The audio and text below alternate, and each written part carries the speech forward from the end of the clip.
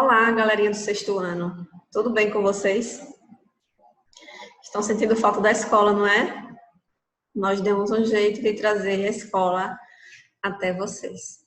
Eu sou Fábia, professora de língua portuguesa, e essa é a nossa primeira aula nesse formato. Então, o que vocês têm feito nesse período de isolamento? É bom lembrar que a leitura é uma boa forma de entretenimento. Em especial, a leitura de histórias em quadrinhos, as chamadas HQs. Porque além de nos divertir, elas podem nos fornecer subsídios para o desenvolvimento da capacidade de analisar, interpretar e refletir sobre a vida. Quando vocês eram bem pequenos, sonhavam em parecer com algum super-herói? Quem não gostaria de ter superpoderes, não é mesmo? Então vamos compreender um pouco sobre como a exploração dos recursos gráficos visuais são utilizados na produção de sentidos desse tipo de texto. Falando em universo dos quadrinhos, vocês saberiam me dizer qual foi o primeiro super-herói criado? Essa foi fácil, não é? Superman. Sabiam que o Pantera Negra foi o primeiro super-herói negro? Ele é criação do roteirista Stan Lee, da Marvel. E quando foi produzido, foi em uma época em que as pessoas negras não poderiam frequentar os mesmos ambientes que os brancos. Triste, né? Ainda bem que superamos isso.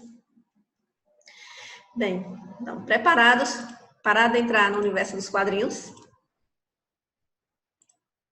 Então, vamos lá. Quando vocês vão escolher um livro, qual a primeira coisa que vocês fazem? Analisar a capa, não é isso? Então, qual a importância da capa para nós, leitores? Que informação ela nos trazem, né, a respeito do que vai estar no conteúdo, né, do livro ou da revista? Vamos analisar? Observem essas duas capas. Comparem todos os recursos utilizados. Observem a logo, que seria o nome, né, da revista, da série. Os personagens, né, os protagonistas, que são os personagens principais. As características deles. As roupas que eles usam. O número da edição. Todos esses recursos nos trazem informações, né, a respeito da história. Consegue identificar o número da série? Olha aqui, número 1. Mas saberiam me explicar o porquê desse fato? As duas revistas possuírem o mesmo número de edição? Esse é um recurso bastante utilizado na indústria. Quando uma determinada história não está tendo o sucesso esperado, então os estúdios eles finalizam uma série e dão início a uma outra, né, com uma nova história, com uma nova roupagem. Então, se você tiver uma revista do Homem-Aranha com o número da primeira edição, isso não quer dizer que ela foi a primeira revista do Homem-Aranha publicada, certo? Até porque essas revistas, elas são valiosíssimas, né? Existem colecionadores que pagam valores altos por essas revistas. Voltando para as capas, né? O que vocês notaram de diferenças, né, entre uma e outra? Quais as transformações dos personagens, aí de Mônica e Cebolinha, por exemplo? Apesar das duas fazerem parte de uma série de revistinha da Turma da Mônica Jovem, elas trazem elementos diferentes, né? Na revista da esquerda, nós ainda notamos presença de características ainda infantis, né, do personagem da Mônica, por exemplo. Ela ainda tem traços de uma pré-adolescente, né? Já a revista da direita, ela já tem a aparência de alguém mais madura, né? De uma mulher. Observem as vestimentas, né? Como são mais formais. Na revista da esquerda, a gente vê que são roupas mais despojadas, né? Mais do universo infanto-juvenil. Então, pela capa, nós conseguimos, né, extrair muitas informações sobre o que vai estar contido nessa história. Observaram como esses recursos gráficos visuais são importantes para a construção de sentido?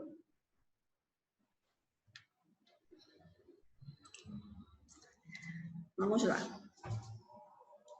Vocês sabiam que todos os super-heróis que vieram do cinema, eles são originários dos quadrinhos, né? Tudo começou nas histórias em quadrinhos. Nós vamos fazer a leitura agora, né, de uma tira da revista de Mafalda, que é do cartunista Quino, que é um cartunista argentino, que é um personagem que eu gosto muito, né? Mafalda, ela sempre traz reflexões e críticas sociais que nos fazem refletir. Vamos analisar todos os recursos utilizados na tira. Primeiro, façam a leitura dos 3 primeiros quadros, né, e criem hipóteses, levantem hipóteses sobre qual o assunto que elas estão tratando. Observem a expressão das personagens no início e no final, o enquadramento, né, como a gente visualiza, a posição que a gente visualiza essas personagens. Vamos fazer a leitura? Aqui nós temos um diálogo entre Mafalda e Susanita, né, que é amiga dela. Susanita diz: tem razão, Mafalda. Não posso ser uma mulher como nossas mães, que se conformavam em aprender corte e costura. Nossa geração é diferente, é a geração da tecnologia, da aeroespacial, da eletrônica e etc. Portanto, não vou cair na mediocridade do corte e costura, nunca. A ciência me chama. Quando eu crescer, vou comprar uma máquina de tricô. A cibernética me atrai. Adoro a cibernética. Conseguiram identificar qual é o assunto tratado entre as meninas? A gente consegue inferir que aí é o trecho de uma discussão, né? Sobre um assunto que elas estavam conversando há um tempo. No início da tira, Susanita, ela parece concordar com a opinião de Mafalda, né? Que ela diz, tem razão, Mafalda. Então, anterior a isso, já houve uma fala de Mafalda. Eu não posso ser uma mulher como nossas mães, que se conformam em aprender corte e costura. Então, a gente já cria hipóteses. Que Mafalda, ela não quer ter esse mesmo destino da mãe dela, né? Para ela acha que a mulher não precisa estar somente ligada aos afazeres domésticos, que a mulher ela pode ter uma posição social diferente. No segundo quadro, né, ao ouvir Susanita, Mafalda demonstra satisfação ao ouvir a amiga, né? E Susanita, ela parece entusiasmada. Olhe o terceiro quadro, né? Como ela fala de uma posição acima, né? O enquadramento é como se nós estivéssemos abaixo, observando o que ela tem a dizer. É como se ela tivesse realmente certeza daquilo que ela estava dizendo.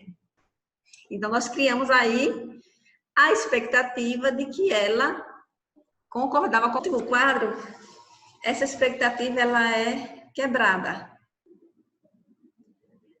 Susanita diz, quando eu crescer, vou comprar uma máquina de tricô. A cibernética me atrai. Adoro a cibernética. Então, a fala dela final foi contrária a tudo aquilo que ela disse anteriormente. Né? E olha a expressão de Mafalda. De decepção. Né? Até então, Mafalda acreditava que ela estava concordando com a opinião dela, que elas poderiam realmente ter um papel diferente das mães dela. Mas no final, Susanita, né, afirma que ela vai comprar uma máquina de tricô, que já para ela já é o suficiente. Né? Então, essa quebra de expectativa aí é o que gera o humor na tira, né? Que a gente espera algo e acontece outra coisa. Então, notaram como os recursos utilizados, a imagem, a fala, a expressão, a posição das personagens, foram necessários para a construção de sentidos? Então, é muito importante estar atento a eles, certo? Então, vocês viram como HQs, cartoons, charges, elas fazem parte de um universo artístico de representação da linguagem. Então, a linguagem, a arte, né, é representação, certo? Então, vamos ver o que está representado nesse quadro de Norman Rockwell, com o título de Menina Diante do Espelho. Certo? Vamos analisar a pintura e especular, né? Que tipo de mensagem ele tenta nos passar? O que essa obra representa? Né? O que é que nós podemos ver aí nela? Né? O que ela nos diz? O que ela diz a cada um de nós? O que essa garota pode estar pensando? Essa obra faz lembrar algo? Se faz resgatar alguma lembrança? Vocês sentiram a mesma coisa se não tivessem essas informações? Vamos observar todos os elementos, né, que fazem parte da pintura. A menina, né, está sentada com uma fotografia no colo. A imagem de uma mulher adulta, né, bonita, dentro dos padrões de beleza socialmente aceitáveis. Próximos a ela, nós vemos um batom, uma escova de cabelo, né? E mais distante, uma boneca jogada ao chão. Que análise nós podemos fazer dessa pintura? A menina, ao se olhar no espelho, né? É como se ela fizesse uma comparação, né, entre a projeção da imagem dela com o rosto da mulher.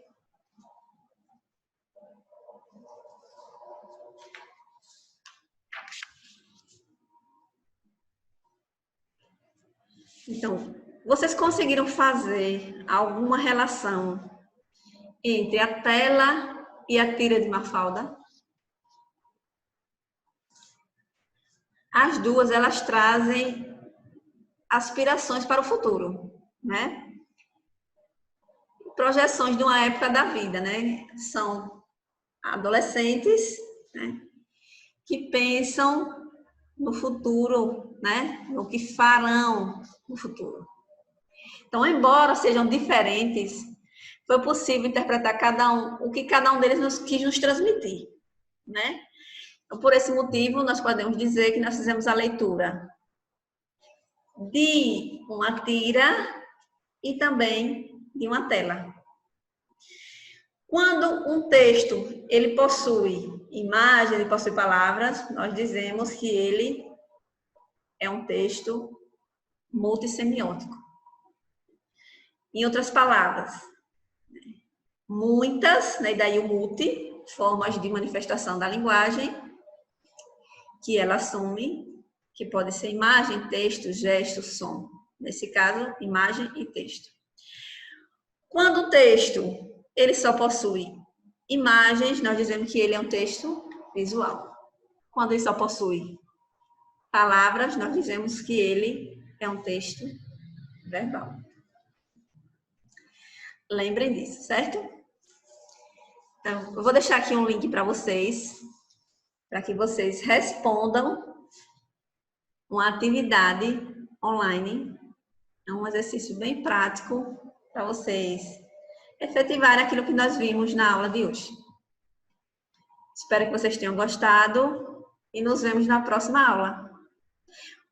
Muito bom estar com vocês. Incentivem também os colegas a participarem, ok? Abraço e até breve.